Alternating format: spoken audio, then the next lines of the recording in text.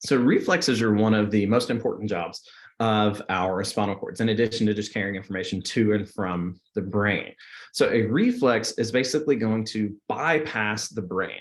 This is basically saying, hey, this information that I'm gaining in this particular moment is so important that we need to cause an effect now, that we don't even need to bother the brain to get its input on the situation. A good way of thinking about this is that these tend to be these can be situations that are very, very dangerous, so we need to make a decision now. So say you put your hand in a fire. Well, that fire is going to be very hot. The longer you leave your hand in the fire, the more damage that's going to occur to all of those tissues that is touching it. So what we're going to see is that we're going to see the receptors in that area that are sensing the pain. They're going to send a signal out through their sensory neuron up to the spinal cord. Notice that we're on the posterior root here. And then here in the spinal cord, the interneuron is going to receive that information and say, hey, this effing hurts. You should move your hand. Like, this is important enough that we're not going to wait for the brain to tell us, hey, come on, dummy, move your hand. Instead, we're just going to send that information straight out. So the interneuron or integration center sends a signal out to or through the motor neuron and out to the effector to cause you to have those muscles contract so that we can move our hand out of the fire, remove us from the painful stimulus. Now, at the same time, our interneuron will send a signal to the brain to say, hey, this hurts, but this is what oftentimes, this is why you can oftentimes feel the heat after you've actually removed your hand from, say, the hot pan or from the thing that poked you. In this case, like this nail, like you touched it, you've felt the pain, but you've actually already moved yourself from the knife blade or the hot pan before you actually feel that you've done so.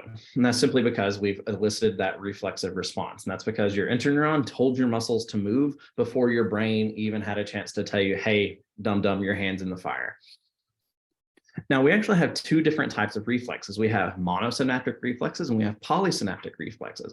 Our polysynaptic reflexes are going to be the ones that we just talked about a second ago. So that specific example of that withdrawal reflex, where we withdraw ourselves from the thing that is causing the painful stimuli.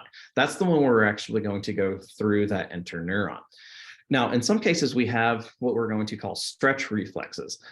These are going to be special reflexes that don't actually interact with the interneuron whatsoever. Instead, what we're going to see here is we're going to see our stretch receptors in things like our muscles. They're going to sense stretch whenever we stretch the tendons associated with those. So you stretch the tendon and it stretches the muscle fibers associated with it. And those are things that are like, oh, wait, no, we don't like this.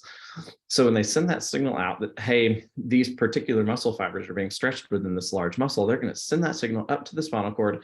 And instead of hitting an interneuron, it's just going to interact specifically with our motor neuron on the other side. And it's going to send that signal out directly to our effector organ to have that muscle twitch, which, as we know here at this patellar reflex, we're kind of going to extend our leg. So monosynaptics, the only synapse here is between our sensor neuron and our motor neuron. For a polysynaptic reflex, our sensory neuron is going to have a synapse with our interneuron. We're also going to have a synapse with our motor neuron. But in all cases, we have a sensory receptor receiving the stimulus, sending the signal out through the sensory neuron. We have the signal going to the motor neuron and then out to the effector. The only difference is that in our polysynaptic reflex, that we send the signal through an interneuron so that they can make a decision as to what to do.